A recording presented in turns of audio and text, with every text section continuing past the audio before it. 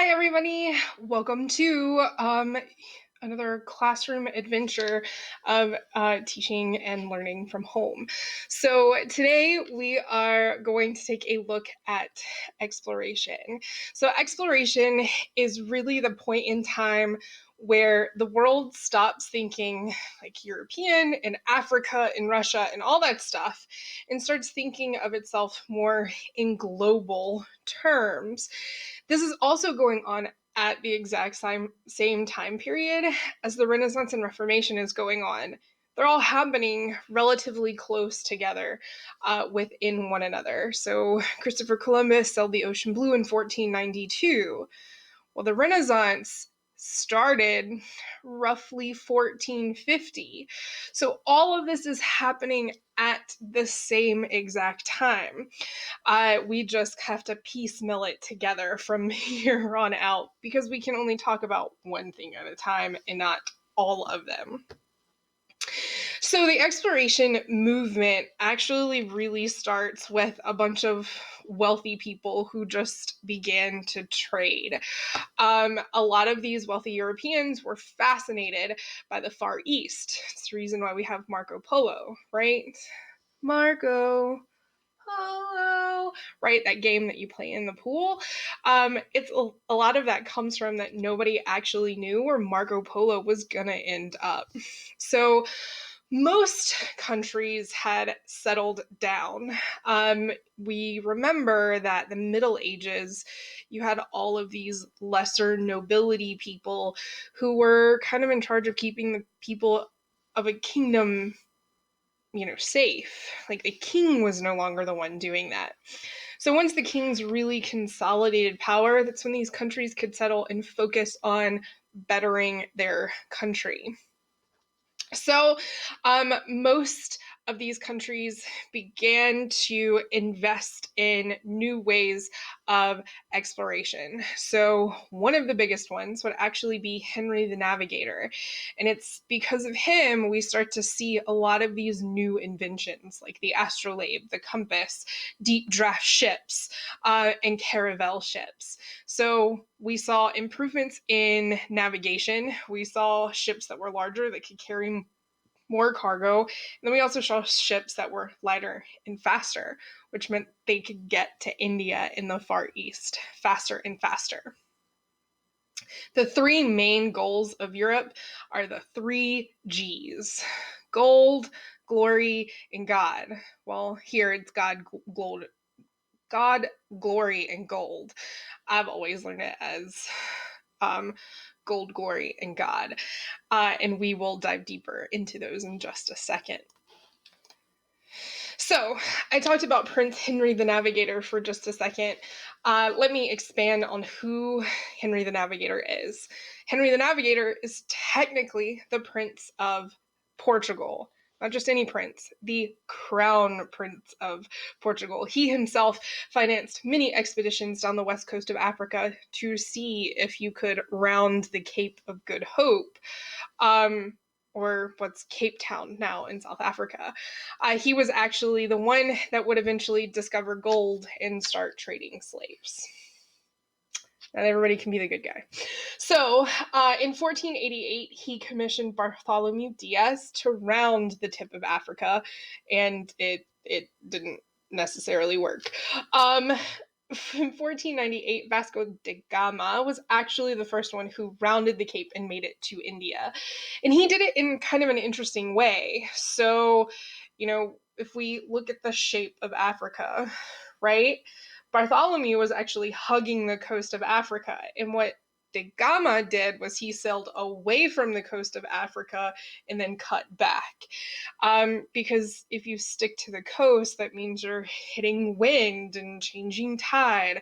So Diaz didn't get all the way down because of that. So Da Gama was actually the first one to do it, and he actually set up trading posts throughout South and Southeast Asia, basically putting Portugal in charge of the spice market.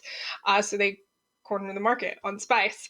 And then Prince Henry the Navigator, one of the last big things he would do was he would finance Magellan's mission Ferdinand Magellan's mission to circumnavigate the world. Now, we credit Magellan with being the first to circumnavigate the world, even though technically he died on his trip. He sailed from Spain, went down like this, rounded South America, and then hit the Philippines, Indonesia, right around in there, those tiny little islands in the Asian Pacific, and he got shot and died. His crew carried on the mission, so their crew actually finished it and were the first ones to circumnavigate. But because they brought Magellan back with them, his body and everything, we credit Magellan with it, even though he didn't live. Whatever. Yeah, minute details. So this is what I was explaining earlier, the difference between Diaz and Da Gama. So we see here that Diaz hugged the coast and bounced around and then got down here and got sick and had to leave. Da Gama was the one who did this number and kept on going. So he actually had it smart. He actually did the right thing. He sailed away from the coast and then was able to round it that way.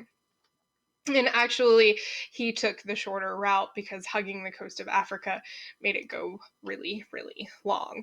Well, then you have the Spanish who come in, and you start to see the Spaniards want to get a piece of this pie. And how they were going to do it is they were going to commission somebody to find a shorter route to India so that they could corner the market on Indian trade. It's all about money.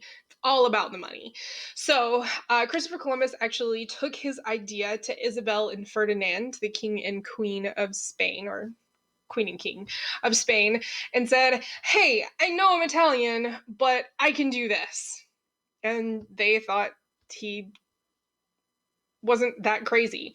So they commissioned his trip, and so he was convinced that the Earth was not very big and that he could reach Asia by just sailing west away from Europe. There was no need to round anything because the only Earth that existed, or the only places on Earth that existed, were Europe and Asia and Africa and the Indonesian islands and Australia.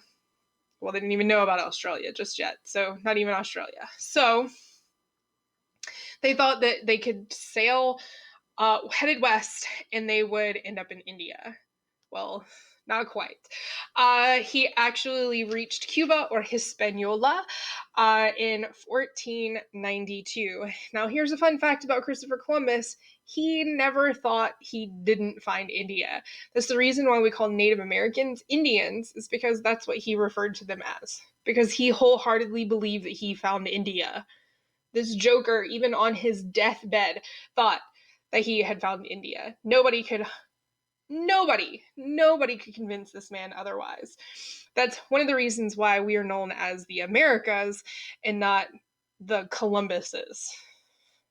Whatever, I don't know what we would be called, but he refused to give his name over to the New World because he had wholeheartedly believed that he had found India.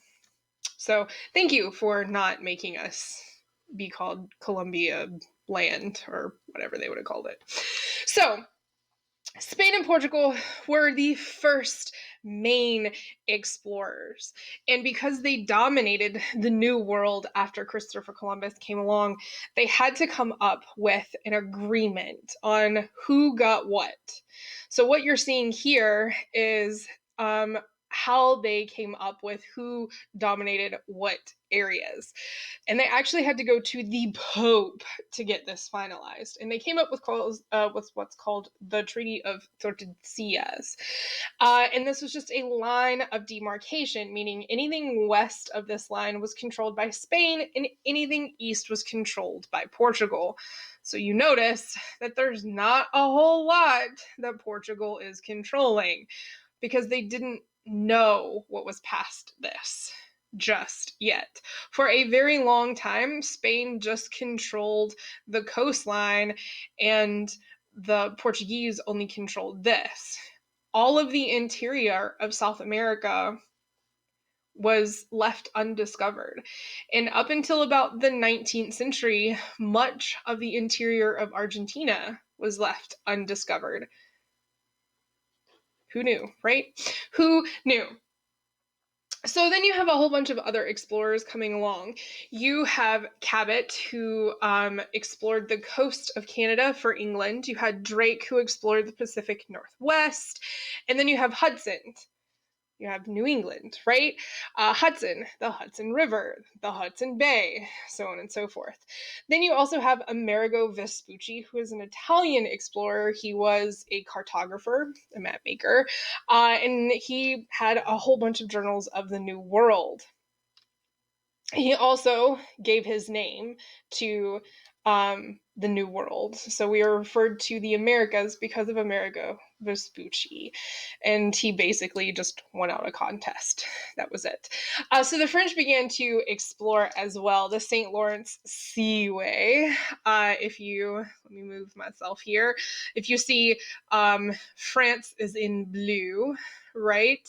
You have disputed territories here, territories that are, who you ask. It depends on who they go for, either France or Great Britain. Then you have Great Britain, and then you have the Spanish down here. These territories down here in Georgia is actually disputed. So on either ends of British side, they are disputed. So the French were actually known as being a lot more friendly to the natives than the English, because the traders were not settlers, so they worked with the natives. They were traders. They came, they hung out for a little while, got what they needed, and then got out. Whereas the English settled. They settled into colonies.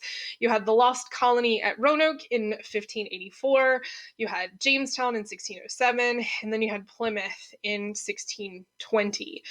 Jamestown would be the first successful. Roanoke is called the lost colony in North Carolina because the people set up shop.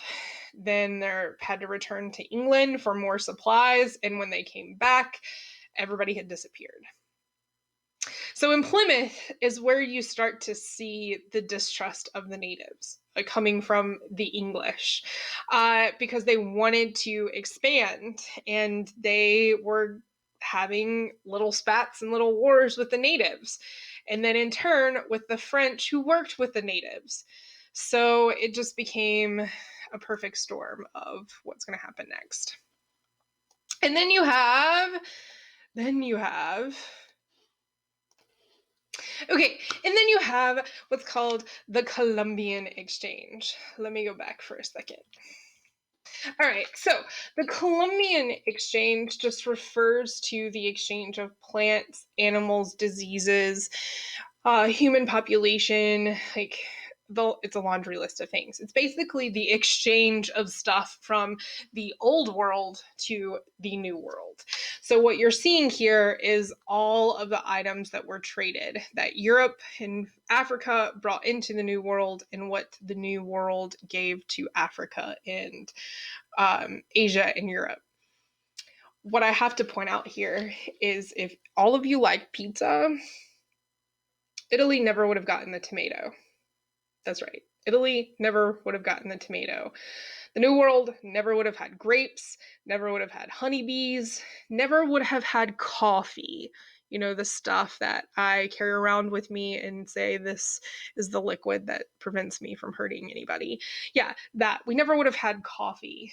The New World also never would have had grain, never would have had horses. We also never would have had all of the old world diseases like the plague that is still around today, or the flu, smallpox, measles, malaria, whooping cough.